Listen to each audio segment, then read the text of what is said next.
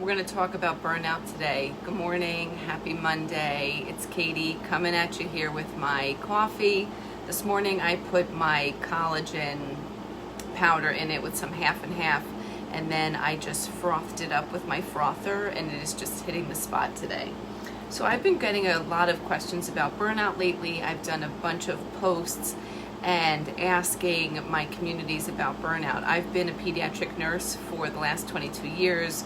So burnout is definitely something that is prevalent in the nursing world. So if you're a nurse, I welcome you and invite you to stay on and listen. And if you're not a nurse, I also welcome you to stay on and listen, because the 3 tips that I'm going to talk about today that can help you with burnout in your life, that have helped me, that I've only really started learning over the past couple years, can really be applied to anything in this world.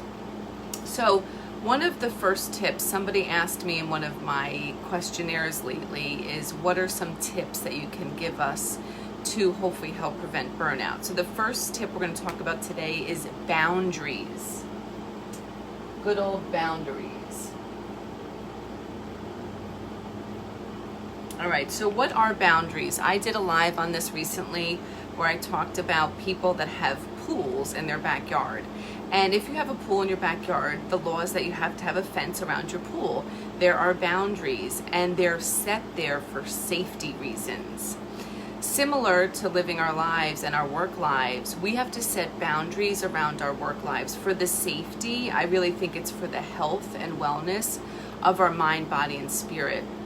So one of the first things about boundaries that I talk about with my clients and that I use myself is, for example, at work, when, this is going to kind of run into number 2 here, but let's say that I work my 3 days a week. I work my 3 12-hour shifts, and my days off, I have stuff planned: life, cleaning, cooking, my business, time with my honey, working out, all of that good stuff. So the thing is, in nursing especially, is they'll always ask you to come in for that extra shift. They're short, someone's out, and you're there the day before, and they're saying, oh, tomorrow's going to be a nightmare. Is there any way that you can come in tomorrow? So we're just going to kind of link 1 and 2 here together. 2 is the power of saying no.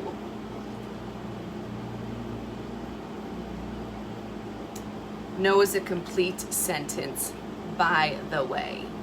So when I started as a new nurse back in the day, 22 years ago, I was bright-eyed and bushy-tailed, 22 years old, and I just wanted to do it all. I dove headfirst into the deep end of nursing, and I actually did 2 12s and a 16.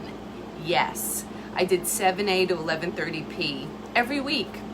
Yeah, because when you're 22, you can do that. And then I would wake up on my day off and have all the energy. But at 44, life is a little bit different.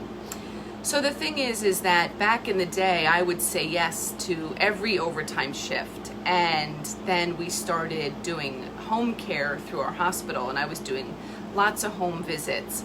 The thing is that also with boundaries, there was no boundary really between work, like actually being in the hospital, and being in their homes, because then we started visiting our patients at home. I worked on a pediatric oncology unit, and when one of my patients would pass away from his or her cancer, I went to the wake and the funeral. We all did as a team: the doctors, the nurses, the nurse practitioners, the techs, the secretaries, because we got to know and love these families.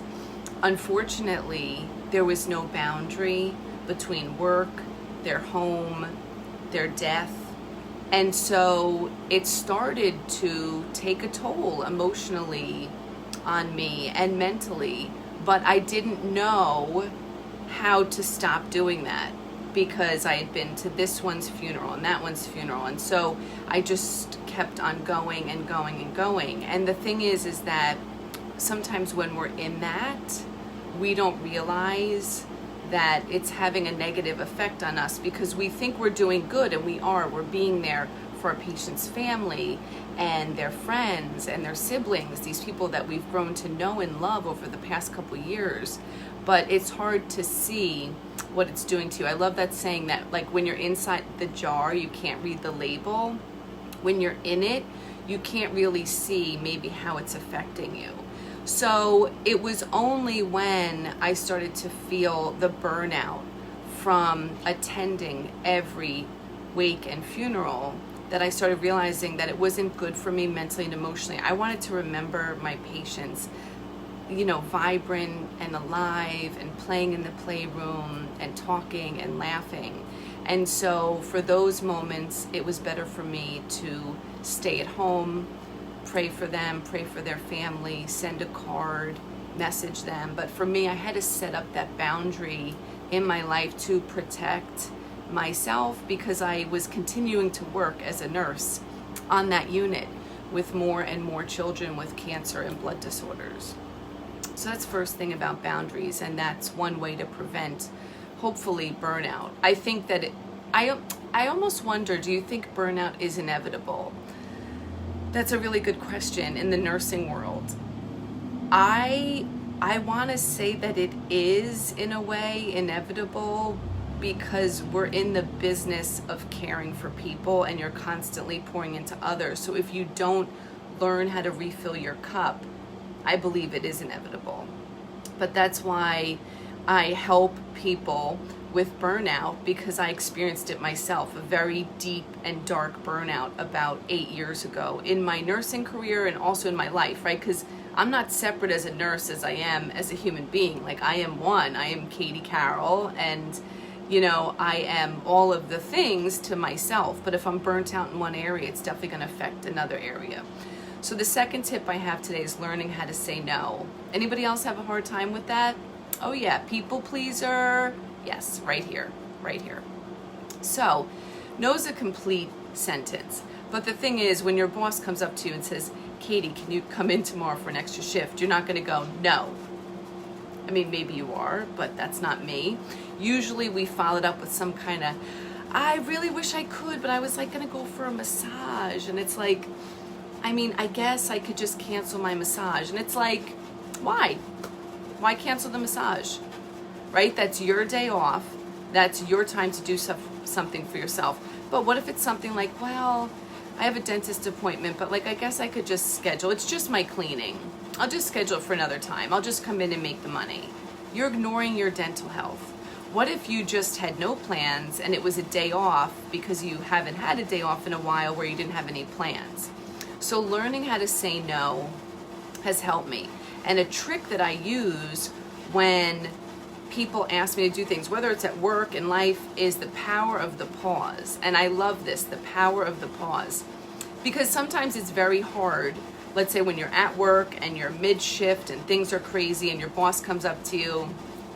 Thank you for the likes and the hearts.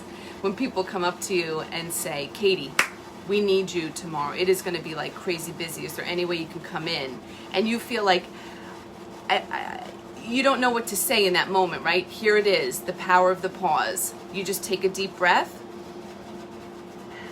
and you say, I'm going to have to check my schedule. That's fine. No, why is someone going to question if you have to check your schedule? Right? I'm going to have to check my schedule and I'll get back to you. That gives you the 5 minutes, 10 minutes, whatever it may be, so that you can collect your thoughts, look at your schedule and say, all right, is this something I want to do tomorrow? Right? And if it is something I want to do, am I able to still do the other things that are requiring me, my priority tomorrow? And if it is, then go ahead and say yes. But if it's not, if it's the day that you had that massage, if it's a day off, if you just don't feel like getting up at 4 o'clock in the morning again, hello, you can say, you know what? I'm not going to be able to do it, but thank you for asking me. Nobody needs a reason. You don't have to go into the whole, my cousin's daughter is flying in from Texas and they're probably going to be here around noon and I was hoping to kind of prepare lunch for them and have them at my house and I haven't seen her in 4 years and I really want to see her. No, I'm sorry. I'm not going to be able to do that tomorrow. Most people are not going to come after you and give me a reason. Right? And if they do, then they're weird. And maybe you have to reevaluate if you want that person in your life. Right? Hey, Jess. So the second thing here is going to be knowing your limits, okay? Knowing your limits. Now, these all kind of tie in together, you'll see. But knowing your limits, I mean, that could be, hey, Dad. That could be as serious as in your profession, knowing what your limits are. Thank you, Dad, for the hearts and the likes, right? Like if someone asks me to do something that is out of my scope of practice, then that's, illegal. That's definitely knowing my limits, right? But there's also knowing your limits, like in your life, like what do you have the bandwidth to do in your life and how much can you put on your plate? I talk a lot about this when I speak to all the nursing new hires at my hospital every month on self-care. I talk about our plate of life. And we all have the same size plate. It's just what we choose to put on our plate and how we kind of fraction it out. The thing is that when people are stressed, they feel like if you take one or two things off their plate, they'll be okay. But when people are burnt out, it doesn't matter how much you take off the plate. They're hopeless. There's no light at the end of the tunnel, right? Because they just feel like this burnout is so overwhelming and devastating that they don't even know how to get back on their own 2 feet. So when you know your own limits, okay, this is, for example, let's say you work a full-time job. Let's say you have a family. Let's say you're on a committee at work. And let's say you volunteer at your church. And then someone comes to you and asks you if you can volunteer at the 8th grade dance, at school, for your child's 8th grade dance that weekend. And you feel like, oh, that would be really nice, to see everybody there and I could go and I could see my child, whatever it might be. But you feel like, you know what? It's a really busy weekend. I have that church event going on. I'm working on Sunday, so I'm probably going to be pretty tired. And so maybe volunteering at that dance on a Friday night will set you over the edge, right? Knowing your limits. Like, even though it would be fun and exciting, knowing that saying yes to that is ultimately saying no to yourself, your sleep, your health, your mental wellness that weekend. Right? We have to start looking at our lives and the things that we're doing in our lives and seeing if it's too much. And it's okay to say, I think that's going to be too much for me, but thank you so much for asking and keep me in mind for next time, if that's something that you're interested in for next time. Because the thing is, when we don't know our limits and we don't say no and we don't have boundaries, then what happens? You're just inviting everybody into your house, right? Like the pool analogy at the beginning. You're inviting everybody into your pool. There's like 1 million people swimming in there and it's crazy. You can't even see who's swimming. And you're just saying yes to so much and you're literally piled on with stuff and you feel like you have the weight of the world on your shoulders. And then what? You start becoming anxious, depressed, resentful. And maybe physically your body starts wearing down. Mentally, you're anxious and depressed. Spiritually, you're sad, right? And then maybe you turn to things to help numb out because you can't deal with everything that you have said yes to and put on your plate. So you start numbing out with alcohol, drugs, whatever it may be, because you don't want to face what's going on. The thing is that you have said yes to all of these things and you have the power to turn around and say no to them. And it's okay once you've said yes to something. Let's say you have volunteered for the past 5 years at your children's school for something, or a church event for something, or your work's Christmas party. And this year you think, I just cannot do it this year. I don't have the bandwidth. It's not going to work out. It's okay to say no. In case you needed permission, you can tell them, Katie Carroll told me I could say no. Right? Because I'm learning that myself. We have the fear of missing out. We have the fear that people are going to be mad at us. We have the fear of people are going to judge us or talk about us. But they're not living your life. They're not living my life. They don't know what your boundaries are. They don't know what your limits are. People will just keep asking. And when you say no to something else or someone else, guess who you're saying yes to? Yourself. Right? We don't learn that how to say yes to ourselves. because we're constantly giving to others. And that's the beauty of being a human being and connecting with others.